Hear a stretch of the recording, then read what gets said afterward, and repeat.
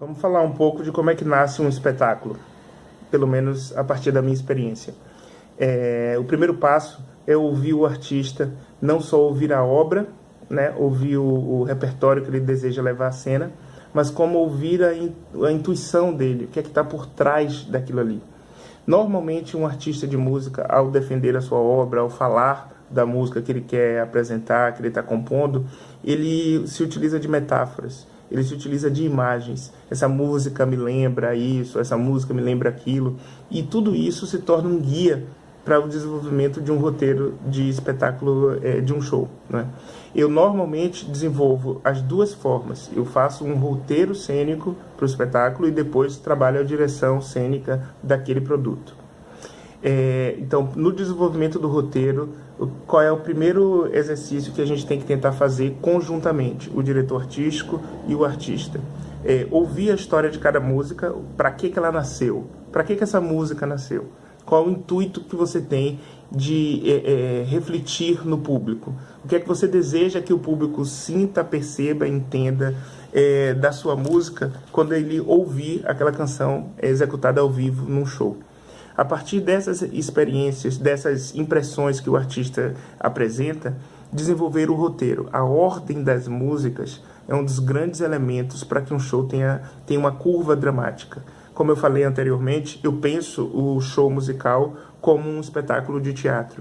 Então você apresenta, você ambienta, você apresenta as questões principais daquela narrativa, você desenvolve, atinge um ápice e você tem um desfecho. Show tem curva dramática, sim, show tem que ter estrutura, e um bom roteiro de show para um show musical é aquele que tem início, meio e fim, e que faz com que as músicas desfilem dentro dessa dinâmica de uma forma orgânica. Onde é que tem fala, onde é que não tem fala, onde é que uma música cola na outra. Tudo isso é uma dinâmica que o diretor dos espetáculos tem que ter sempre, a conivência e o entendimento do artista que está em cena. Fechado esse roteiro, entendido qual é a ordem das músicas, onde tem fala, onde tem textos, o que cabe, o que não cabe nessa metáfora cênica que você vai construir a partir das músicas, entram os dois primeiros profissionais do processo, que é o cenógrafo e o iluminador. O cenógrafo tem que criar a ambiência, criar o palco. Qual é a estrutura onde essa banda vai estar se apresentando? Vamos abrir um pouco a nossa mente e dizer: o cantor não precisa estar sempre no meio, a bateria não precisa estar sempre atrás. Qual é o posicionamento que você quer utilizar no palco que vai refletir melhor a sua musicalidade? Que instrumento você quer mais perto de você? Enfim, toda essa configuração do palco em relação ao que você quer comunicar com sua música é fundamental para que o cenógrafo traduza a música numa imagem. A imagem que a cenografia vai nos oferecer é fundamental. Aí vamos abrir uma janela e entrar uma dica. Pelo amor de Deus, só use LED se você precisa de LED no seu show. A gente não pode encher os palcos de LED, principalmente quem não tem conteúdo para ocupar esse espaço. Existiu agora uma onda de que todos os palcos são feitos com telões de LED e às vezes o show não pede esse tipo de tecnologia. Às vezes o show pede uma coisa mais orgânica, uma coisa mais intimista, e aqui você tem aquele paredão de luz atrás do artista que não faz sentido, não tem conteúdo para ocupar e apenas dilui a atenção do público em relação à música que aquele artista quer apresentar. Então vamos raciocinar a ocupação do palco. Se você vai fazer um show coletivo que tem uma estrutura de LED, então se preocupe em ocupar essa estrutura, não com conteúdos frenéticos, com conteúdos que estejam de acordo com a música que você está propondo. Isso é fundamental para que a gente tenha uma boa leitura, uma boa percepção do espectador. Não podemos negligenciar esse tipo de coisa em relação a minha música já está boa, minha banda está ensaiada, eu não preciso me preocupar com isso. Ao contrário, quem vai a um show quer consumir o espetáculo. Tá? Então, voltando ao cenógrafo, ele tem que se alinhar ao que você está pensando para o seu espetáculo para poder traduzir aquilo da melhor maneira possível. E o iluminador, tão importante quanto. O iluminador não pode ser chamado no dia, montar uma luz sem conhecer o show. Ele tem que conhecer a música que está sendo feita, tem que conhecer a intenção que você tem com aquela música, para que ele possa traduzir aquilo numa boa iluminação, numa iluminação adequada, uma iluminação que emocione. Luz emociona, a gente precisa entender isso. E terceiro ponto por favor, cantores, músicos, aprendam a se posicionar na luz. Muitos músicos eu já conheci aí pela estrada, pelo trabalho, que não sabem identificar se eles estão na luz ou não estão na luz.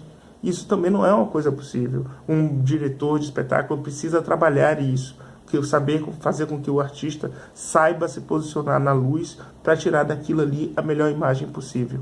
Seu trabalho não encerra ao compor e cantar a canção. Seu trabalho encerra quando você acaba de apresentar ela ao vivo bem para o seu público e você consegue emocionar, divertir, fazer dançar aquele espectador que foi lá consumir sua música ao vivo. Tá? Então, cenografia e iluminação são fundamentais para isso. E o terceiro pé dessa questão é o figurino. Sempre uma coisa difícil, principalmente se o artista já tem uma estrada, já tem uma vivência maior, achar uma identidade para cada show, que às vezes seja um elemento novo, que às vezes coloque ele numa posição diferente do que ele já está acostumado a ocupar, é sempre um desafio bastante grande.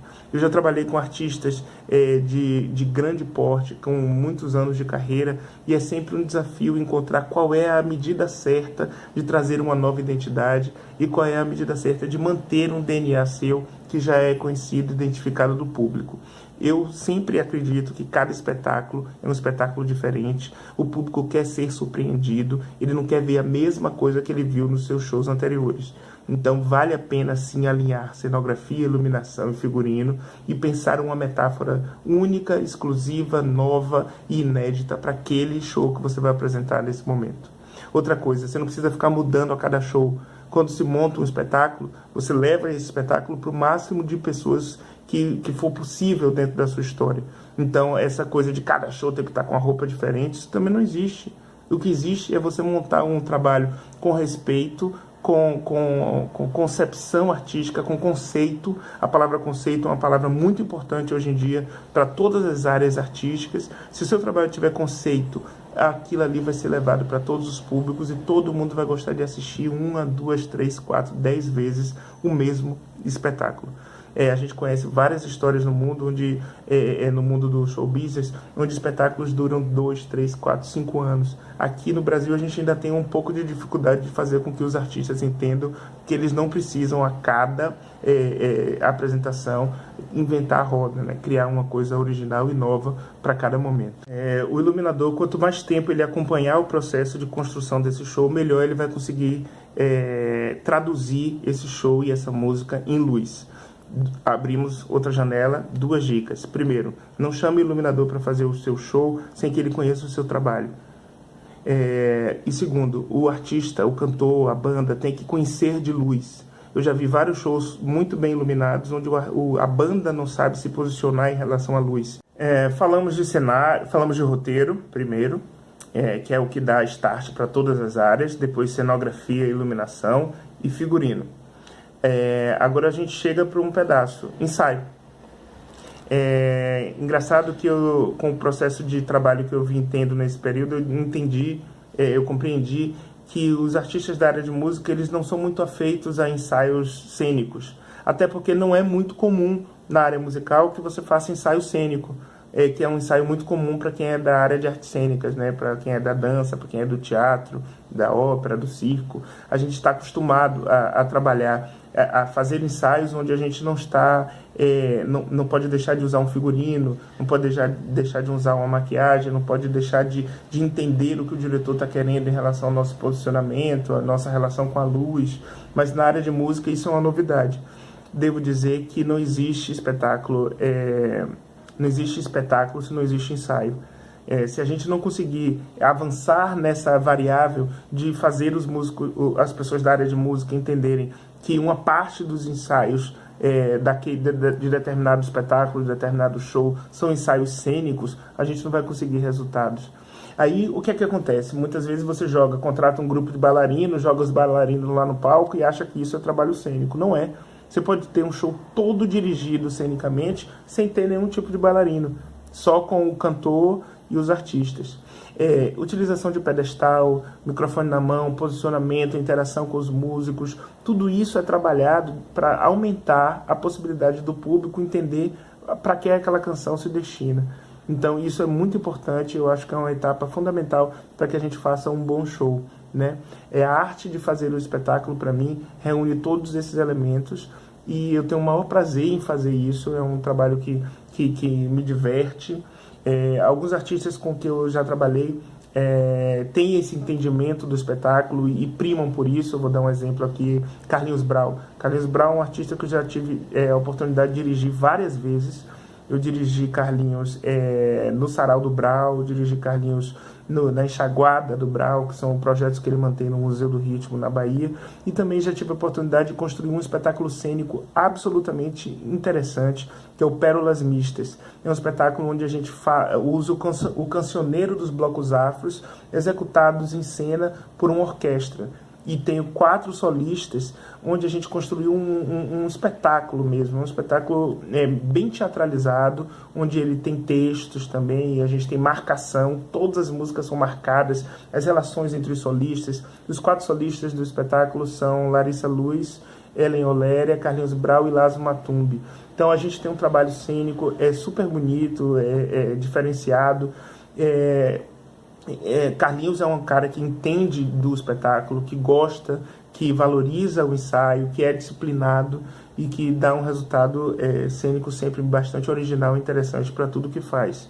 Já tive a oportunidade também de dirigir a Ivete Sangalo, por exemplo. Nos 2 últimos DVDs dela, comemoração de 20 anos de carreira, e o Ivete Sangalo em Trancoso, acústico em Trancoso, nos 2 com concepções completamente diferentes. Um numa arena de futebol, na Arena Fonte Nova, em Salvador, com bailarinos, com pirotecnia, com paredões de LED e tudo mais. E a outra versão acústico em Trancoso, sem bailarinos, sem LED, trabalhando com projeções ao ar livre, numa outra pegada. Então, a partir da demanda que a gente tem colocada para a música que está sendo produzida, a gente tem que criar toda a contextualização cênica para que aquilo aconteça de forma orgânica, não é? Então, esse estudo, esse diálogo, esse ouvir o artista, entender que dinâmica ele propõe à música que ele está produzindo, é o que resume a arte do espetáculo. Eu acho que esse papo aqui, meu objetivo era falar sobre isso, sobre a arte do espetáculo, e eu espero que tenha colaborado com quem está assistindo. Fico totalmente à disposição, espero que o meu e-mail fique à disposição de vocês aí para a gente trocar mais informações. Mas eu acho que se seguir esse passo a passo, roteiro, cenografia, iluminação, figurino e ensaios, é muito difícil você não conseguir chegar, não atingir o público, não chegar ao coração do espectador, que eu acho que é o objetivo de todos nós ao montarmos um espetáculo, não é? Então, uma boa sorte para todos, espero ter colaborado.